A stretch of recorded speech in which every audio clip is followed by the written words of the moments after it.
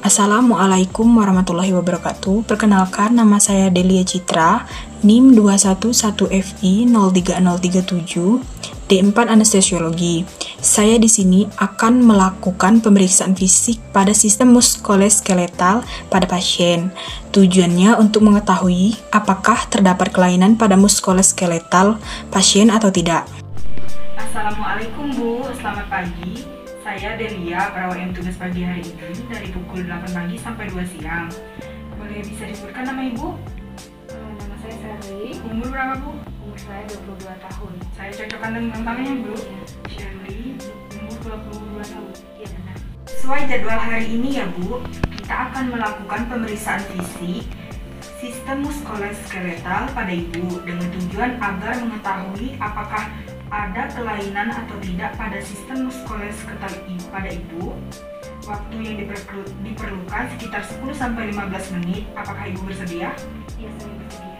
Baik Bu, kalau begitu saya izin cuci tangan dan memakai handscoon dulu ya Bu. Pertama, kita akan melakukan pemeriksaan pada tonus otot. Untuk pemeriksaan pada tonus otot ini terdapat 5 nilai. Untuk nilai kelima, bisa tolong diangkat tangannya Bu. Pasien bisa mengangkat tangannya dan bisa menahan tekanan yang saya berikan. Untuk nilai keempat, bisa diangkat tangannya Bu. Pasien bisa mengangkat tangannya tetapi tidak bisa menahan tekanan yang saya berikan. Untuk nilai ketiga, bisa diangkat Bu tangannya. Pasien bisa mengangkat setengah tangannya dari kekuatan tangannya. Untuk nilai kedua, bisa Bu.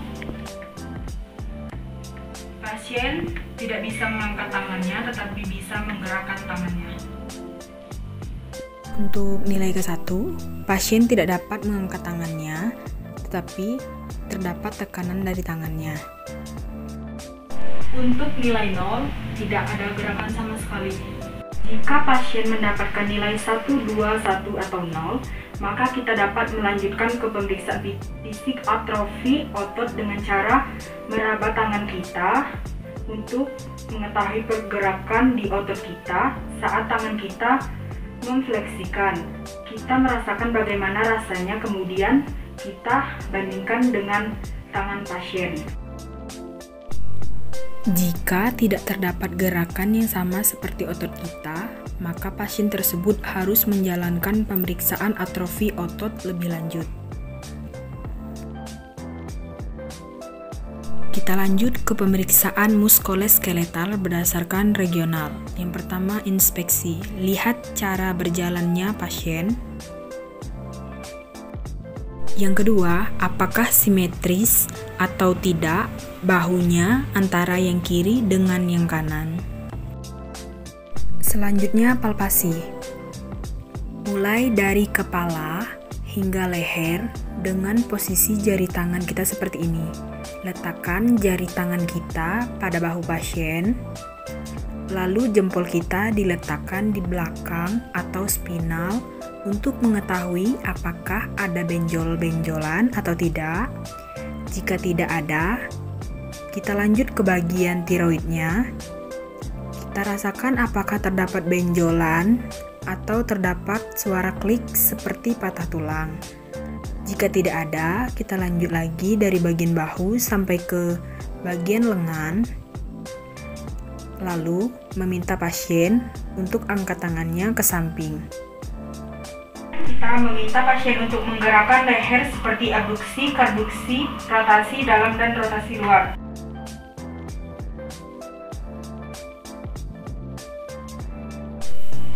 Lakukan pada siku apakah terlihat ada benjolan atau tidak.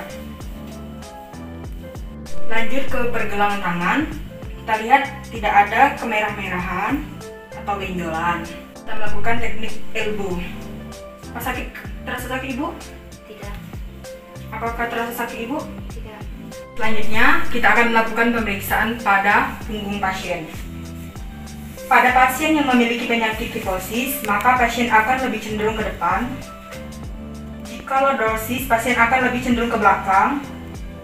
Jika siklosis, maka bahu pasien yang miring sebelah. Jika Jika gibus, maka pada pasien akan memiliki seperti punuk di daerah punggung ini. Kemudian kita dapat meriksa punggung pasien dengan cara merabanya dari atas hingga ke bawah dengan jempol kita. Digunakan untuk meraba dari tulang spinal hingga tulang lumbai. Jadi tujuan ini untuk mengetahui apakah terdapat benjolan atau tidak pada tulang belakang. Sekarang kita akan melakukan pemeriksaan bagian depan mulai dari bahu sampai dengan bagian abdomen yang kita raba untuk mengetahui apakah terdapat benjolan atau tidak. Setelah sampai di bagian abdomen, minta pasien untuk menarik napas. Tarik napas, Bu. Lalu hembuskan. Nah, kita menekan untuk mengetahui otot yang terdapat pada abdomen tersebut. Selanjutnya, pasien berbaring. Kita akan melakukan pengukuran dispensi, yaitu pengukuran untuk melihat kesenjangan antara kaki kanan dan kaki kiri untuk mengukurnya. Terdapat dua cara. Yang pertama, kita bisa mengukur dari menelaus, ujung kaki, sampai tias dan juga Marius sampai pusar. Yang pertama, kita akan mengukur antara jarak Mariolus dengan tias. Selanjutnya, lakukan dengan yang sebelahnya. Lalu, kita akan mengukur dari jarak Mariolus sampai pusar. Lakukan hal yang sama. Selanjutnya, saya akan melakukan pengkajian khusus pada pasien. Yang pertama, pengkajian Valencia. Pengkajian Valencia ini bertujuan untuk mengetahui apakah pasien terdapat sindrom yang dimaksud adalah sindrom Tournai-Carpal. Ibu bisa diangkat tangannya, Bu. Kemudian dilipat, Bu. Lalu ditarik. Lalu disatukan selama 60 detik. Apakah terasa kesemutan, Ibu? Tidak.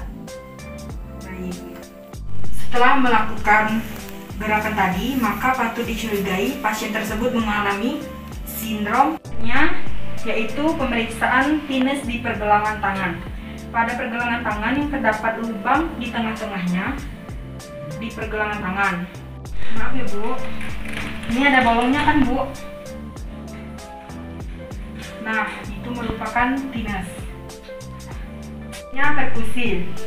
Ketuk bagian bolongnya sebanyak 3 kali. Apakah terasa kesemutan, Ibu?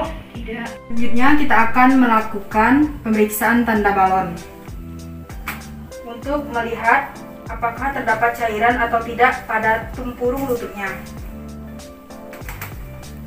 Ibu, saya sudah selesai melakukan pemeriksaannya ya, Bu. Semuanya normal ya, Bu? Apakah Ibu ada pertanyaan? Baik, kalau tidak ada, kalau Ibu butuh bantuan, silakan pencet bel yang ada di sampingnya ya, Bu.